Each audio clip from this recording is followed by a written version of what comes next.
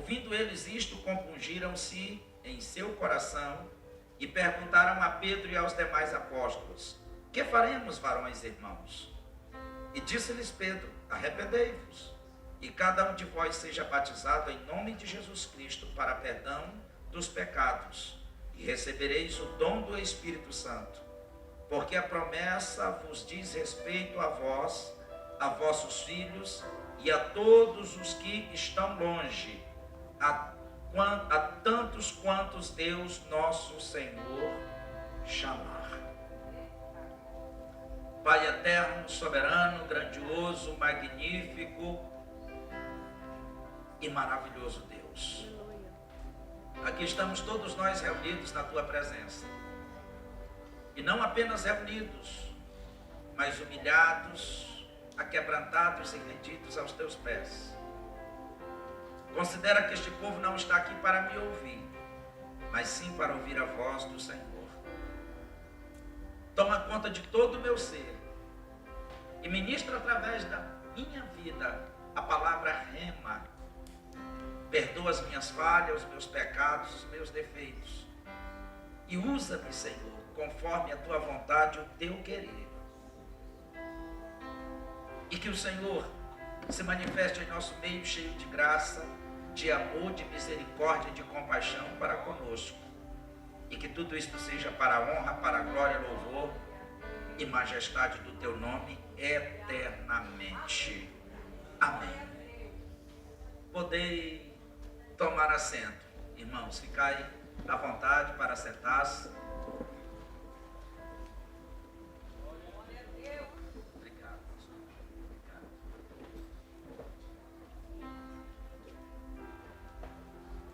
Obrigado, pastor. Que Deus te recompense. Irmãos em Cristo, nós estamos aqui nesta noite reunidos na presença de Deus para prestar-lhe um culto de agradecimento em comemoração ao 33º aniversário do Ministério Casa de Oração para Todos os Povos. E Deus colocou ao meu coração uma palavra vinda do coração dele para as nossas vidas aqui no livro de Atos, capítulo de número 2. E nós sabemos que esse é um dos textos mais conhecidos das Santas Escrituras Sagradas. Quem nunca ouviu falar da descida do Espírito Santo? Provavelmente todos os cristãos já leram ou ouviram falar da descida do Espírito Santo que aconteceu em Atos, capítulo de número 2. E lá começa dizendo que, ao cumprir-se o dia de Pentecostes, estavam todos reunidos no mesmo lugar. De repente ouviu-se um barulho de um vento impetuoso que encheu toda aquela casa, e apareceu dentre eles línguas como de fogo repartidas, e cada uma pousou sobre cada um deles. E a palavra diz que todos foram cheios do Espírito Santo e começaram a falar em outras línguas, segundo o Espírito lhes concedia que falassem. É importante eu aqui frisar que as línguas estranhas que eles falaram ali não foram as línguas estranhas que nós falamos hoje, que ninguém consegue entender ou interpretar. Porque essas línguas estranhas que nós falamos hoje é aquela que está registrada em 1 aos Coríntios, capítulo de número 14, versículo 2, quando Paulo diz que aquele que fala em línguas estranhas fala em mistério com Deus e ninguém consegue entender ou decifrar. Mas as línguas que eles falaram aqui em Atos, as pessoas que estavam ali ouviam, entendiam o que eles falavam na sua própria língua materna. Portanto, eles estavam falando em vários idiomas de todas as nações que ali haviam. Ali, segundo o capítulo 2 de Atos, haviam praticamente todas as nações reunidas naquela festividade. É como se aqui, nesta festividade, estivesse em vosso meio ingleses, chineses, franceses, espanhóis, japoneses e por aí afora. E eu nunca ter feito um curso na língua de cada nação dessa. De repente o Espírito Santo me toma e eu passo a falar em todas estas línguas, e todos os que ali estão começam a ouvir o que eu estou falando e a entender do que eu estou falando das grandezas de Deus.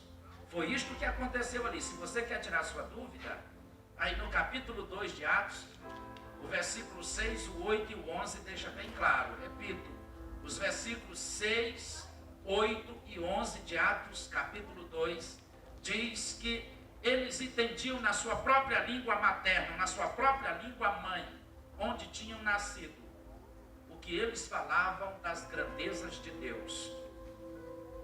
Portanto, o que me chama a atenção é que parece-me que até hoje, mais de 2000 anos depois, segundo o nosso calendário, parece-me que até hoje nós ainda não entendemos qual é o principal propósito ou o principal objetivo de Deus em derramar sobre nós o Espírito Santo. Parece-me que a nossa imperceptibilidade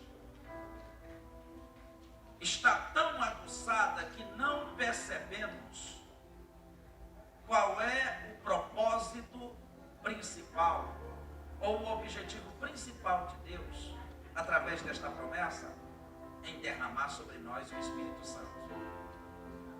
E quando eles estão ali, de repente alguns pensam que aqueles homens estão embriagados, e Pedro, tomando a palavra, disse-lhes: varões judeus e todos vós que habitais em Jerusalém, escutai e reparai nas minhas palavras. Estes homens não estão embriagados como vós pensais, sendo esta ainda a 3ª hora do dia, portanto 9 horas da manhã, segundo o nosso horário. Porque a primeira hora começava às 6 da manhã, de 6 da manhã às 7, primeira, de 7 às 8, segunda, de 8 às 9, terceira hora.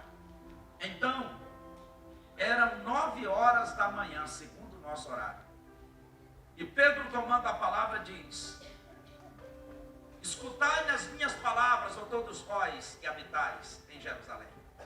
Estes homens não estão embriagados como vós pensais, sendo esta ainda a 3ª hora do dia, ou sendo ainda 9 horas da manhã. Mas o que ocorre aqui é o que foi dito por intermédio do profeta Joel. E ele cita o livro do profeta Joel, no capítulo 2, a partir do versículo 28, dizendo: e acontecerá nos últimos dias, diz Deus, ou diz o Senhor. É importante você entender que quem está dizendo é Deus, não é Pedro e não é Joel, é Deus quem está dizendo. E acontecerá nos últimos dias, diz Deus, que derramarei do meu Espírito sobre toda a carne. Vossos filhos e vossas filhas profetizarão. Vossos jovens terão visões. E os vossos velhos sonharão. E até sobre os meus servos e as minhas servas eu derramarei do meu Espírito naqueles dias. E eles profetizarão. E eu mostrarei prodígios em cima no céu e sinais embaixo na terra: fogo, coluna de fumaça, vapor. O sol se converterá em trevas e a lua em sangue, antes que venha o glorioso dia do Senhor. E acontecerá que todo aquele que invocar o nome do Senhor será salvo. Palavra de Deus. Não é Joel e não é Pedro quem está dizendo, é Deus. Mas como disse, repito, 2000 anos após, parece-me que nós ainda não compreendemos, não entendemos, estamos como cegos de entendimento. E o que você vai ouvir hoje aqui, Deus não me revelou nada, já está revelado. Ele apenas me fez entender. Ele apenas me deu um entendimento, porque revelado já está. E apesar de estar tão revelado, tão claro, tão explícito, parece-me que nós ainda não entendemos até hoje. Por quê? Saindo da introdução para começar a pregar. Porque o principal objetivo de Deus, ao derramar sobre nós o Espírito Santo, não é nos fazer falar em línguas estranhas. Não. Não é nos dar o dom da revelação, também não. Não é nos fazer pular, gritar, ou nos alegrarmos, também não. Embora todas estas coisas venham do Espírito Santo mesmo. Quando o Espírito Santo se manifesta, ele me faz falar em línguas, ele me faz ter revelações, ele faz eu me alegrar, eu danço, eu pulo. Tudo isto vem do Espírito Santo de Deus e ninguém pode questionar. Mas este não é o principal objetivo. Este não é o principal propósito. E está tão claro, e parece que nós não entendemos até hoje. Por isso que eu te disse, Deus não está me revelando nada, já está revelado. Ele apenas me deu um entendimento. Então eu vou repetir o que Deus está dizendo e começo a pregar. Olha o que Deus está dizendo. E acontecerá nos últimos dias, diz Deus, ou Senhor, que derramarei do meu Espírito sobre toda a carne. Vossos filhos e vossas filhas profetizarão. Em primeiro lugar, o principal propósito é nos fazer profetizar. Em segundo lugar, é nos dar visões. E os vossos jovens terão visões. E em terceiro lugar, é nos fazer sonhar. E os vossos velhos sonharão. Diz o Senhor. Este é o propósito principal. Eu vou repetir o que Deus está dizendo e começo a pregar. E acontecerá nos últimos dias, diz o Senhor, que derramarei do meu Espírito sobre toda a carne. Vossos filhos e vossas filhas profetizarão. Vossos jovens terão visões. E os vossos velhos sonharão sonhos. Este é o objetivo e a palavra de Deus. E quem está dizendo não é Joel e não é Pedro, é Deus. E Deus não mente. Ele não é homem para que minta e nem filho do homem para que se arrependa. Se ele falou, ele cumpre. Se ele prometeu, ele realiza. Aleluia. Louvado seja o nome do Senhor. E durante toda a pregação, você irá perceber e entender que todos os homens e mulheres arrolados ou registrados na palavra de Deus, como cheios do Espírito, eram homens e mulheres que profetizavam, que tinham visões diferenciadas e que sonhavam, porque este é o principal objetivo do Espírito Santo em nossas vidas.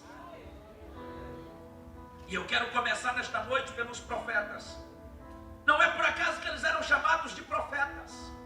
Eles eram chamados de profetas porque eram cheios do Espírito de Deus e profetizavam.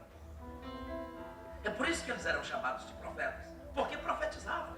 E profetizavam por quê? Porque eram cheios do Espírito de Deus. E eu quero começar nesta noite pelo profeta Ezequiel. Quando nós lemos o livro do profeta Ezequiel, capítulo de número 37, ele diz: e a mão de Deus estava sobre mim, e ele me levou em espírito a um vale que estava cheio de ossos secos, e me fez andar ao redor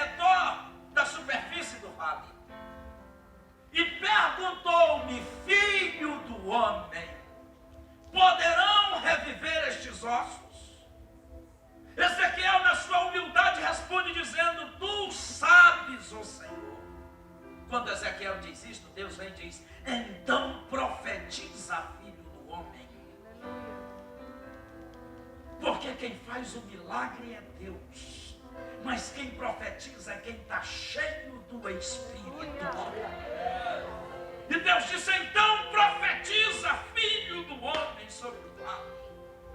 E ele disse: enquanto eu profetizava segundo o que me for ordenado, então ouvi um barulho de ossos que se juntava com ossos. De repente criou-se tendões, criou-se carne, e estendeu-se a pele, e ficaram como um monte de bonecos sem vida sobre a superfície da terra. O Senhor Deus vem pela segunda vez e pergunta: filho do homem, poderão reviver estes ossos? Ezequiel diz: tu sabes, o Senhor. E pela segunda vez Deus diz: então profetiza, filho do homem. Porque quem faz o milagre é Deus, mas quem profetiza sou eu e você. Ele nos encheu do Espírito para profetizar. Ele disse: então profetiza, filho do homem, e diz para o Espírito vir dos quatro ventos e soprar sobre ele. Ele disse: enquanto eu profetizava segundo o que me for ordenado, então o Espírito veio dos quatro ventos e soprou, e tornou-se um exército muito numeroso sobre a superfície da terra. E Deus disse: este é o meu povo. Porque quem faz o milagre é Deus, mas quem profetiza é quem está cheio do Espírito. Será que Deus precisava de Ezequiel profetizar para aquilo acontecer? Claro que não, Deus é Deus. Mas Ele quer trabalhar em parceria com quem está cheio do Espírito. Por isso Ele está dizendo: e acontecerá nos últimos dias que eu derramarei do meu Espírito sobre toda a carne, vossos filhos e vossas filhas profetizarão. Este é o propósito, irmãos. E aí a gente sai daqui de Ezequiel e vai para Gênesis capítulo de número 22. O Senhor chama Abraão na madrugada e diz: Abraão. Ele diz: eis-me aqui. Ele diz: dai-me o teu filho, teu único filho Isaque, a quem amas. E vai até a terra de Moriá e oferece-o ali em holocausto a mim. Abraão, obediente, levanta-se pela madrugada e sai com o menino. E quando nós lemos a partir do versículo 6, diz que Abraão leva o fogo e um cutelo, e o menino leva a lenha, a madeira sobre si. De repente prepara um lugar, está tudo pronto. Deus só tinha falado com Abraão, não tinha falado com Isaque. Portanto ele estava inocente, não sabia que ele era o sacrifício. E quando está tudo preparado, Isaque vira-se para o pai Abraão e pergunta-lhe: pai, eis a lenha, eis o fogo, está tudo pronto, mas onde está o cordeiro para o sacrifício? Quando Isaque pergunta a Abraão, não perde tempo, profetiza dizendo: Deus proverá para si, meu filho, o cordeiro. Deus proverá para si. Sabe o que é que Deus está me ensinando e te ensinando? Que a gente precisa aprender a profetizar no momento da prova. Ele está numa prova terrível, no meio do vale, no meio do deserto. Ou irmãos, profetizar quando está tudo bem. Qualquer um profetiza, difícil é profetizar no meio do vale. Vai no meio do vale cheio de morte, que Ezequiel profetizou. Eu não sei qual é o vale que você se encontra, mas Deus está te dizendo: profetiza neste vale, profetiza nesta prova. Eu te dei o meu Espírito para profetizar. É preciso ter ousadia, porque o Espírito está sobre nós para nos fazer profetizar.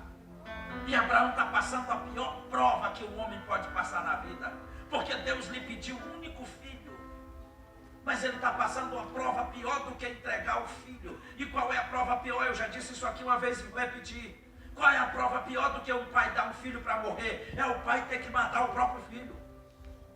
Deus não só pediu a Abraão, aliás, não só pediu Isaque. Ele disse: além de me dar Isaque, é você quem vai matá-lo para mim. Que Deus nos livre de tal prova. Ele está passando a pior prova da vida dele, é na família, porque ele tem que sacrificar o filho. Se eu fosse você, que tem problema na família, já estaria profetizando nesta noite. Profetiza sobre a tua casa, profetiza sobre a tua família, profetiza sobre os teus filhos, sobre o teu sogro, sobre a tua sogra, sobre o teu genro, sobre a tua nora, profetiza sobre o teu irmão, sobre a tua irmã, profetiza, meu amor, que Deus te deu um espírito. Que espírito é esse que está na tua vida, que não te dá ousadia para profetizar? O Senhor está dizendo: eu derramarei do meu espírito sobre toda a carne, e vocês profetizarão. Quem diz é Deus, não é o pregador. Profetiza. Não importa se o cenário é de morte. O cenário que Ezequiel estava era de morte, de ossos ressequidos. Mas Deus disse: profetiza, filho do homem. É tempo de profetizar. É tempo de você entender que este é o propósito principal de Deus, em derramar sobre nós o Espírito Santo. E os vossos filhos e as vossas filhas profetizarão. Aí a gente sai de Ezequiel e sai também de Abraão. E vai para 1 Reis, capítulo 17. E quando chegamos em 1 Reis,